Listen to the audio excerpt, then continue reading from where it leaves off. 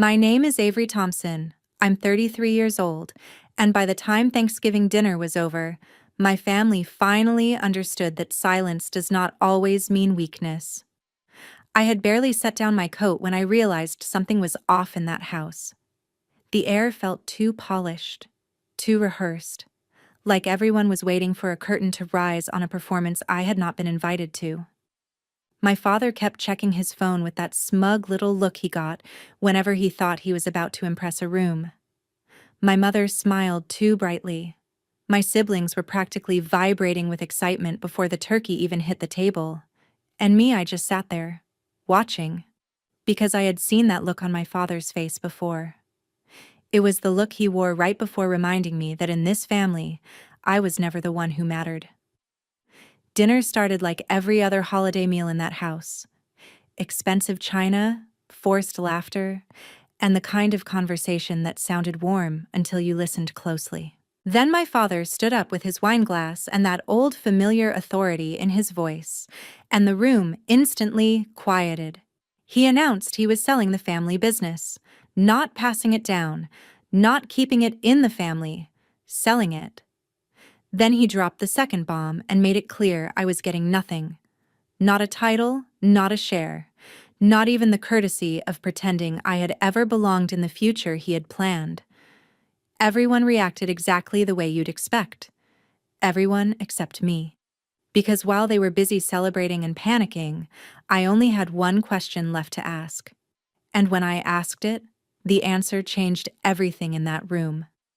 Before I tell you what he said next, and why that Thanksgiving ended in total silence, tell me what the weather is like where you are right now, and where you're watching from. I want to see how far this story reaches. I grew up in Oak Brook, Illinois, in a house that looked like success from every angle. The front lawn was always trimmed so precisely it barely looked real. The dining room was reserved for holidays and business guests, and every wall seemed to carry some reminder that the Thompson name mattered.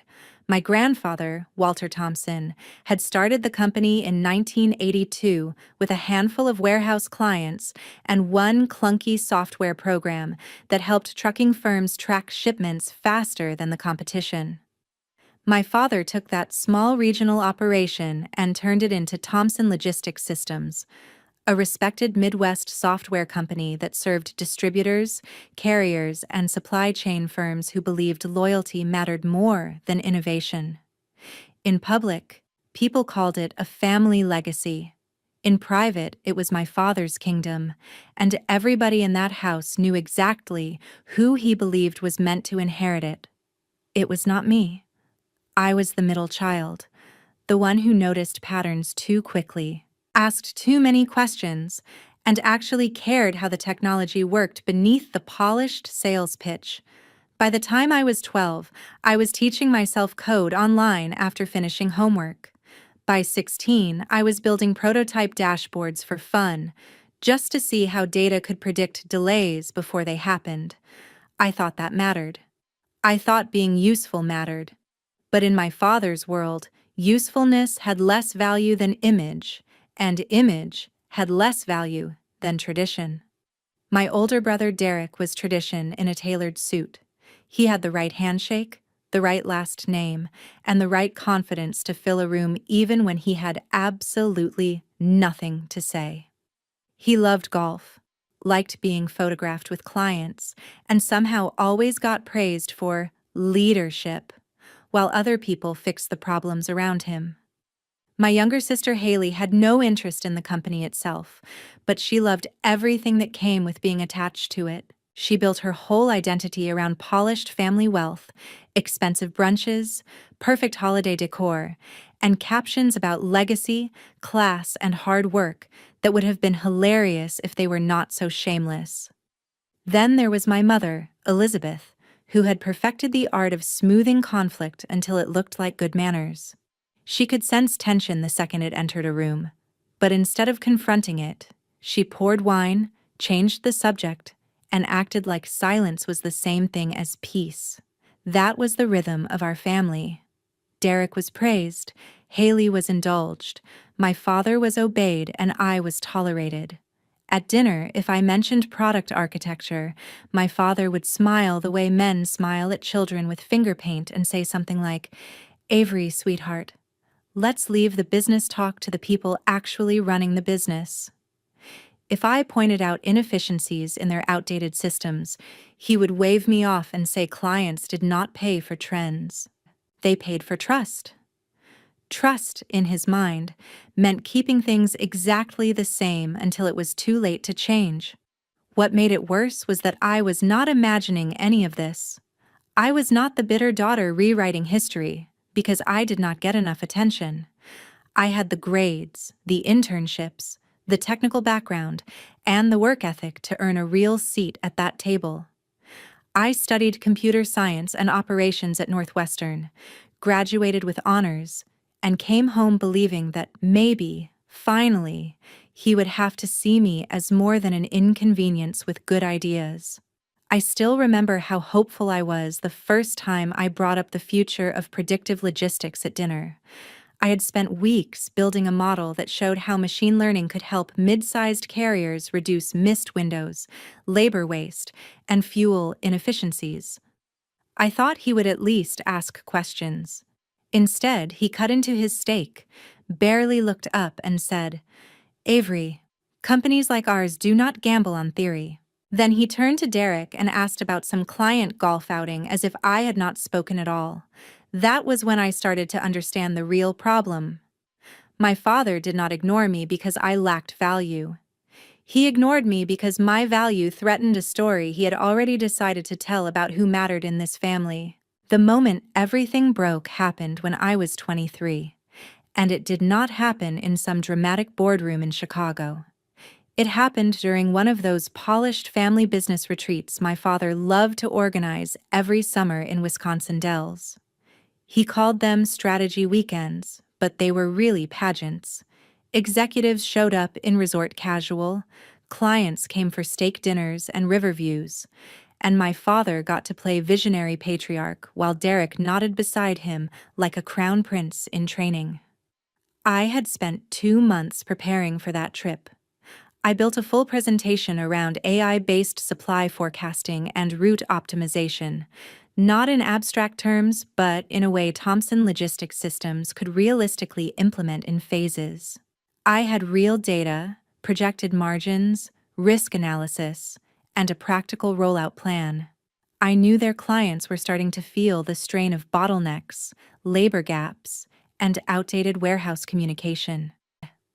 I knew the market was shifting faster than my father understood.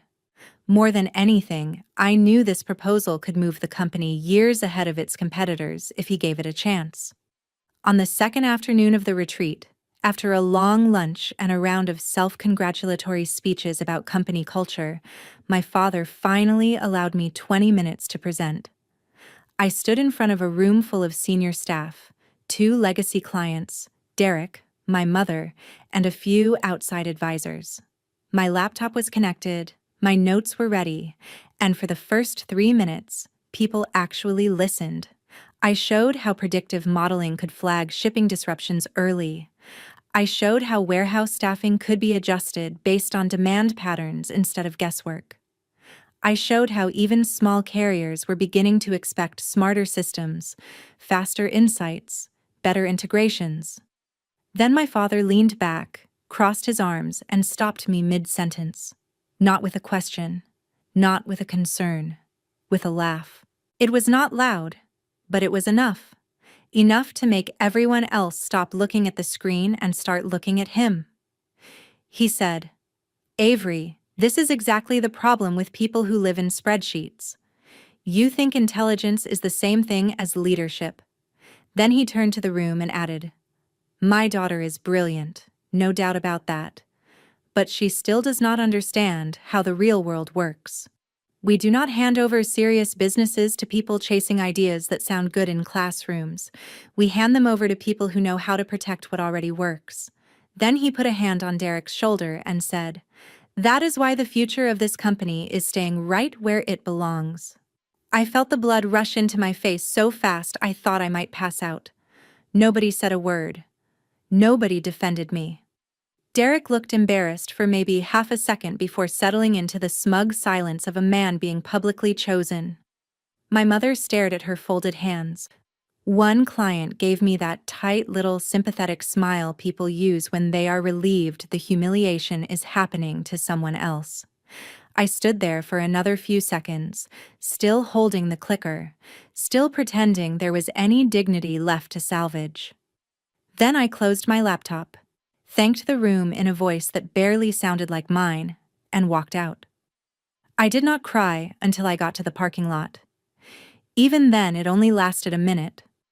Not because it did not hurt, but because something colder took over. Something cleaner. I sat in my car with the engine running and realized that if I stayed, that moment would be my whole life. Every good idea would be filtered through Derek. Every accomplishment would be minimized. Every failure would be used as proof that my father had been right all along. So I drove back to Illinois that night, packed 2 suitcases, sold what I could, and bought a one-way ticket to Seattle with $4,000 and a fury I had no words for yet. My father called it a phase. My mother called it distance. Derek called it me being dramatic. But none of them understood what I had decided in that parking lot. I was not leaving to heal. I was leaving to build something that would eventually make all of them regret how easy it had been to underestimate me. Seattle was the first place I had ever lived where nobody cared what family I came from, and that turned out to be exactly what I needed. The city was gray, wet, expensive, and completely uninterested in my last name. I rented a tiny studio in Ballard with uneven floors and a radiator that made sounds like it was dying in the wall. I worked freelance contracts by day, sometimes by night too, taking on back-end development, warehouse dashboard builds, API cleanup, anything that paid enough to cover rent and keep me moving.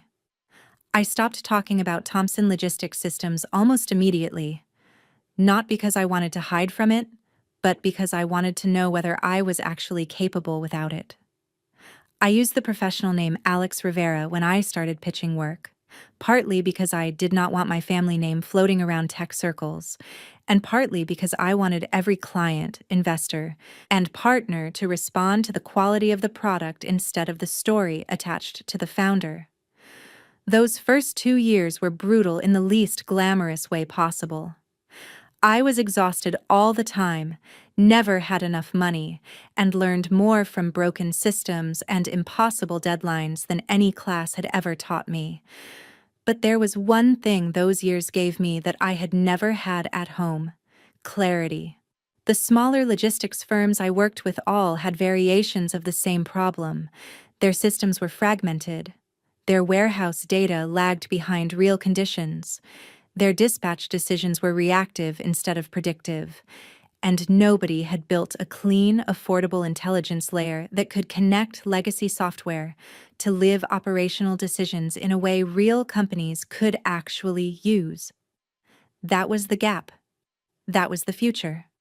So while I was doing contract work to survive, I was quietly building my own platform at night. The first version was ugly, half held together by caffeine and stubbornness, but it worked. It could pull warehouse throughput, route data, order velocity, and labor inputs into one environment and flag disruptions before they turned into expensive chaos. It was not magic. It was not a fantasy. It was exactly the kind of practical system my father had once dismissed because it came from me. My first paying customer was a mid-sized regional distributor outside Tacoma. Then came a cold storage operator. Then a carrier group that wanted better dock flow visibility. I kept everything lean. I reinvested instead of celebrating. I hired carefully. I chose people who were smarter than me in specific ways and humble enough to solve ugly problems without chasing credit. By the time I turned 28, the product had evolved into something real enough to attract acquisition interest. That was when I formed Avengers Holdings, a parent company that could own not just one platform, but a growing ecosystem around logistics intelligence, warehouse orchestration, and predictive operations. I did not build it like a founder desperate to get famous. I built it like someone who had already learned what happens when image becomes more important than competence. We stayed private. We kept interviews rare. When investors wanted the founder out front, I sent my COO unless there was a legal reason for me to appear. When conferences invited me to keynote, I declined more often than I accepted. People in the industry knew Alex Rivera was sharp, private, and hard to read. That worked for me. Over the next 7 years, Avengers acquired smaller tools that solved complementary problems: a dock scheduling startup in Portland, a warehouse analytics firm in Denver, a labor forecasting platform in Austin. None of them made headlines outside the trade press, but together they made us powerful in exactly the corners of the market that old-school companies never noticed until it was too late. We became valuable not because we were flashy, but because we were useful in places where inefficiency cost millions. All that time, my family knew almost nothing. When my mother asked how work was, I said it was busy. When Haley asked if I was still doing some kind of computer thing, I let her think that. When Derek asked whether I had finally joined a real company, I smiled and changed the subject. My father barely asked at all. He had already filed me away as the daughter who moved west to prove a point and never quite made it back. That assumption became one of my greatest advantages, because while they were treating me like background noise, I was studying Thomson Logistics Systems from the outside with a level of honesty nobody inside that company was willing to apply. I read filings, followed vendor shifts, tracked client losses, watched their outdated architecture become a liability, and saw the obvious truth my father was too proud to admit. The company was still respected, but it was no longer strong. It was surviving on reputation, long relationships, and the illusion that yesterday's methods would protect tomorrow's margins. About 18 months before that Thanksgiving, I realized the window had opened. Thomson Logistics Systems was vulnerable, and if the right buyer stepped in, it could still be rebuilt instead of stripped for parts. I gave my father one chance before I made my move. Through intermediaries, Avengers sent a quiet, strategic partnership proposal that would have modernized the company without humiliating him. He rejected it almost immediately. He thought he was dismissing another outsider who did not understand his business. What he was actually doing was closing the last soft door I had left open for him. After that, I stopped trying to spare his pride. By the time Thanksgiving came around, every moving piece was already in motion. The board had been softened by months of pressure. The valuation had been anchored. The lawyers were deep in the documents, and my father still had no idea who was really sitting behind the offer. I arrived in Oak Brook the day before the holiday with one suitcase, one carefully neutral expression, and absolutely no intention of giving anything away too early. I did not come dripping in logos or trying to look like a caricature of success. That would have been too obvious, too desperate. Instead, I wore the kind of quiet confidence money buys only after it has stopped needing applause. My coat was tailored, my watch understated, my bag expensive enough to be noticed only by people who actually understood what they were seeing. The driver who dropped me off was there because I no longer felt like squeezing myself into a rental line after flying home, not because I needed to make an entrance. But the entrance made itself anyway. My mother opened the door and paused just long enough to take in the details. She hugged me warmly, then leaned back and said, "You look different." I smiled and told her Seattle had been good to me. That was technically true. It had been brutal too, but brutal in the way that forges something useful. Inside, the house looked the same polished wood, the same staged family photographs, the same carefully preserved version of a life that had always looked more stable than it felt. My father was in his study, of course. He was always in his study before a major announcement, like a man rehearsing his own importance. I found Derek in the living room with a drink in his hand before noon, talking loudly about expansion plans as if he were already running the company. He hugged me with one arm, gave me a once-over, and asked if I was finally doing better out there. Better than what? I almost asked, but there was no point. Haley floated in a few minutes later with her phone already pointed at the room, capturing cozy family Thanksgiving prep for followers who thought inherited money looked effortless because nobody ever filmed the mess behind it. She air-kissed my cheek and asked me if I had a boyfriend yet, in that tone women use when they are pretending to be curious but are really taking inventory. I told her no. She told me that was probably for the best, because ambitious men hated strong women unless they could brag about them. Then she laughed like she had said something clever. The only person who seemed remotely unsettled by my presence was my mother.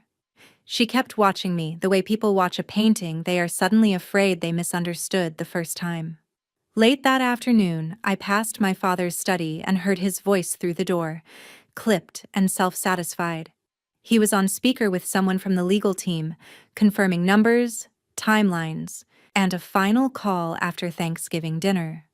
53 million, he said, and in his voice I could hear the relief of a man who believed he had pulled off one last great act of control. I stood there for a moment, listening. He still thought this sale would end the story on his terms. He still thought he was choosing the ending. When he came out and saw me in the hall, he gave me that distracted half-smile. Powerful men give people they do not consider relevant to the real conversation. "Big day tomorrow," he said. "You probably wouldn't be interested in the details." I told him maybe he would be surprised. He barely heard me. That night at dinner prep, my mother fussed over seating and silverware. Haley practiced casual angles for the dining room centerpiece. Derek made a joke about how Dad was probably about to make him rich enough to retire by 45. Nobody noticed that I never laughed. Nobody noticed that I spent the entire evening studying their faces like I was memorizing the last version of a family dynamic that was about to stop existing. The hardest part was not keeping the secret. It was sitting in that house, hearing the same patterns, watching the same dismissals, and realizing they had no idea how close they were to learning that every assumption they had ever made about me was wrong. By the time Thanksgiving dinner finally began, I was not nervous. I was finished waiting. The dining room looked exactly the way it always had on holidays, which made what happened there feel even sharper. The table was set with my mother's best china. Candles glowed softly, and every seat reflected the same family hierarchy we had followed for years. My father at the head, my mother opposite him. Derek close enough to catch every approving glance. Haley where the light hit her best. Me far enough away to be included but never central. Dinner began with the usual performance. Compliments about the food. Thin jokes. Conversations that sounded warm until you actually listened. Derek talked about growth and legacy like he had personally built either one. Haley talked about a new brand deal and kept checking her phone under the table. My mother drank too quickly. My father barely touched his food because he was too full of himself to be hungry. Then, just after the plates were cleared and before dessert, he tapped his glass with his fork. The room quieted instantly. He stood with that same polished authority I had seen my whole life and announced that after months of confidential negotiations, he had agreed to sell Thompson Logistics Systems. Derek actually smiled before he finished the sentence. Haley gasped, sounding more excited than shocked. My mother's face tightened, but she kept that careful social smile in place. Then my father delivered the second blow. He said none of us should expect some easy inheritance from the sale. He and my mother would decide where the money went, and a large portion would be directed elsewhere. Derek's smile disappeared. Haley blurted out, "Wait, what do you mean elsewhere?" My father kept talking about responsibility and stewardship, still expecting to sound noble while cutting his own children out of the future. Derek pushed back from the table and demanded to know how he could spend years at the company and still get blindsided like this. Haley panicked about what this would do to the family image. My mother told everyone to lower their voices. Through all of it, I stayed quiet. I set down my fork and waited until the room remembered I existed. Then I asked one question. Dad, who's the buyer? He straightened, pleased to hold one fact that still made him feel powerful. Avengers. Holdings, he said. Final number is 53 million. Serious people. They know what this company is worth. I nodded once, let the silence stretch, then said, Dad, I am Avengers Holdings. Nobody moved. Derek gave a short laugh first because men like him always think the worst possibility must be a joke. Haley stared at me like I had started speaking another language. My mother slowly lowered her wine glass. My father did not react at all for a full 2 seconds, which told me he had heard me perfectly. Then he said, Don't be ridiculous. I took a slim card case from my bag and placed one card on the table. A.E. Rivera, founder and CEO, Avengers Holdings. My father picked it up, and I watched the change move across his face in stages. Confusion. Resistance. Then the ugly realization that the buyer he had admired was the daughter he had spent years dismissing. Derek demanded to know what game I was playing. I told him it was not a game. Avengers had negotiated through counsel and acquisition teams for months. The deal was legal, signed, and final. My father said the founder of Avengers was Alex Rivera. I told him Alex Rivera was a professional name, and serious businesses used intermediaries every day. Haley kept whispering, "Oh my God," like she thought that could reverse the night. My father asked how long I had been planning this. I told him the better question was how long he had refused to see what was right in front of him.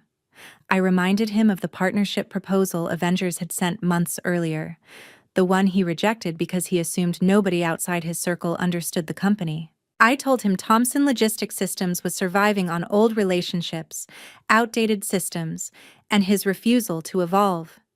He said I had no right to humiliate him in his own home on Thanksgiving. I told him he sold the company himself. He just never imagined the person capable of buying it could be me. Derek shot to his feet and accused me of planning all this to destroy him. I said no. I had planned it to save a company he was helping ruin. Then I mentioned the vendor kickbacks, the padded invoices, and the side deals he thought nobody had traced. He froze instantly. My mother looked from him to me in disbelief. My father demanded an explanation, so I gave him one. During diligence, Avengers found a pattern of inflated contracts routed through a preferred vendor Derek kept defending. The overages led back to an account connected to him. Derek called me a liar. I told him I had the documentation. That was when the room really changed. Haley started crying. My father looked older, smaller somehow, stripped of the certainty he had worn for years. Finally, he asked me what I wanted. I told him I wanted what I had earned. I wanted the company modernized before it collapsed under leadership that confused inheritance with competence. I wanted the people doing the real work to have a future not tied to his ego. And I wanted him, just once, to understand that his greatest mistake had not been underestimating the market. It had been underestimating his own daughter. The room went still again. My father sat down slowly. Derek stayed standing, pale and furious. My mother stared at me like she was seeing me for the first time. Then my father said, "I never imagined you could do something like this." And I answered, "That was your first mistake." That Thanksgiving dinner did not end with forgiveness, and I am glad it did not. Real damage does not disappear because one truth finally comes out. When the table broke apart, Derek went straight into threats about lawyers and betrayal. Haley locked herself in the powder room and started deleting posts before the internet could connect too many dots. My mother stood frozen in the dining room, looking like a woman who had spent decades preserving appearances only to watch truth tear straight through them. My father said very little. That was how I knew he understood exactly what had happened. He called me into his study the next morning just after 7. He had not slept. The room smelled like coffee, paper, and the stale panic of a man searching for a way back to the past. He asked me whether the sale could be stopped. I told him no. The board had approved it, the signatures were executed, and the legal structure was locked. He asked what would happen to the company name. I told him I was not erasing my grandfather's legacy, but I was ending the illusion that legacy alone could run a modern business. Thomson Logistics Systems would stay through transition, then evolve under Avenger's infrastructure. He asked what would happen to him. I told him he would be offered a chairman emeritus role, public respect, private irrelevance, and a generous package if he handled the transition professionally. That answer hurt him more than anger would have. Then he asked about Derek. I showed him enough evidence to destroy any fantasy he still had about his chosen heir. Derek had been skimming through vendor inflation while hiding behind family trust. By noon, he stopped threatening me and started bargaining. He was given a choice: repay what he could, resign quietly, and stay out of the headlines, or force a deeper legal review that would finish what was left of his credibility. He resigned within the week. The real punishment was not losing his title. It was that everyone finally saw him clearly, not as an heir, just as a mediocre man who had been carried too long. Haley's fall looked different, but it was real. Enough of the family drama leaked out for brands to get nervous. She lost partnerships, her engagement dropped, and for the first time, charm did not protect her. At first she blamed me. Then, to my surprise, she changed. She stopped performing the effortless heiress fantasy and started speaking honestly about embarrassment, dependence, and how little she actually knew about building something real. It was the first authentic thing I had ever seen her do. My mother was harder to read. A few months later, she came to Seattle and admitted what she should have said years earlier. She had always known I was the strongest mind in the room. Every time she stayed silent, she told herself she was keeping the family together. Now she understood that silence does not protect families. It protects the people already winning. That was the closest thing to an apology she had ever given me, and because it was honest, I took it. My father never became easy, but he did become quieter. In public, he accepted the transition with as much dignity as he could salvage. In private, he had to live with the fact that the daughter he dismissed had built something powerful without his name, his money, or his permission. He stayed with the company in title only. People listened to him out of respect, not obligation. He could advise, but he could not command. For a man who had confused authority with identity for decades, that was punishment enough. 6 months later, the company looked different, healthier, faster, less theatrical. We had cleaned out bad contracts, upgraded failing systems, retained the people worth keeping, and rebuilt client confidence with results instead of legacy speeches. I split my time between Seattle and Chicago, but when I walked through those offices now, nobody looked through me. Nobody asked whether I understood the real world. I had not just bought the company, I had broken the pattern that poisoned it. And that was the real victory. Because revenge that ends with humiliation is shallow. The better ending is when the person who is underestimated does not just expose the truth.